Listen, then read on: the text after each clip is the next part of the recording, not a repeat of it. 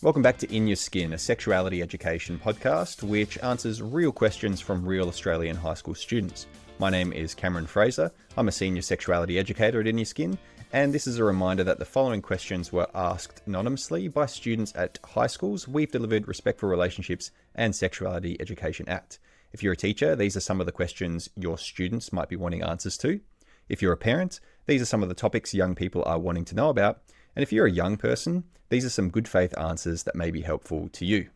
In Your Skin are advocates for student voice and want to offer age-appropriate practical answers to these questions as much as possible. And so, answers to some of these questions may be inappropriate for younger listeners. It's okay if you decide that this isn't the right time for these conversations for you.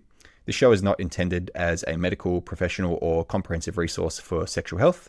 And if you're looking for more information about our Respectful Relationships and Sexuality Education services, please email us at hello@inyourskin.co. All right, let's answer some questions. Today's questions all come from Year 11 students. The first one is, can only men transmit STIs or both men and women? Well, both men and women can transmit sexually transmitted infections or STIs.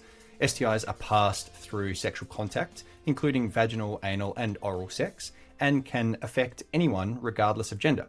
It is important for everyone to use protection, such as condoms, and get regular STI screenings to reduce the risk of transmission.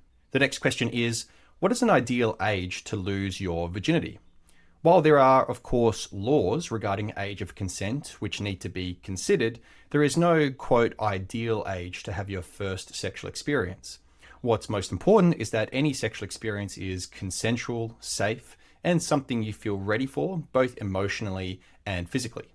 Everyone's experience is different, and there's no right or wrong time, so long as you're making an informed decision from a place of understanding and awareness. The third question is, what does consent look like?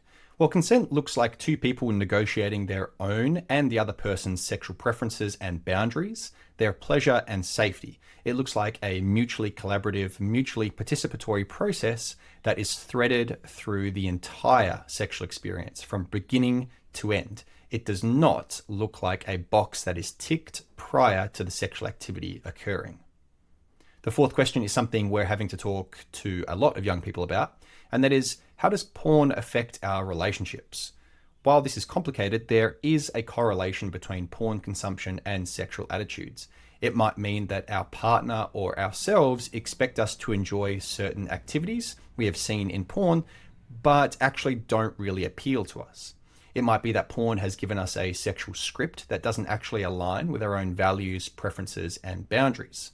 This is why communication is so important, because if we can talk to our partner honestly, things like porn don't have to have an impact at all.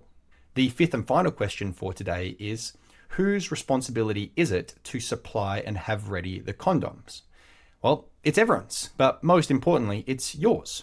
We are all responsible for our own sexual health, so I recommend always carrying a condom or condoms in your purse, wallet, bag, pocket, wherever. You never know when you might need one, and research demonstrates that if we have one on our person, we're much more likely to use it. So that's it for today. Join us next time for more real questions from real Australian high school students. And please remember to share this episode and visit inyourskin.co for more resources.